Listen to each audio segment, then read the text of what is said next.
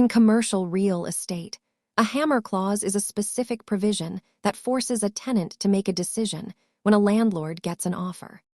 It acts like a deadline, forcing the tenant to either commit to a lease extension or vacate the premises entirely.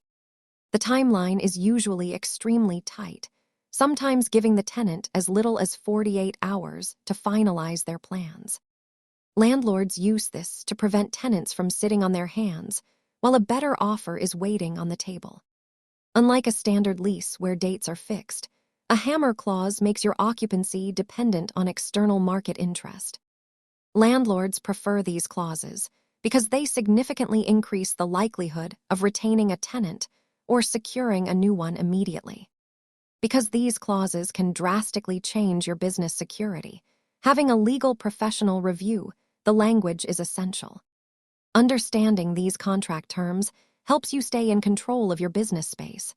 Subscribe for more real estate basics.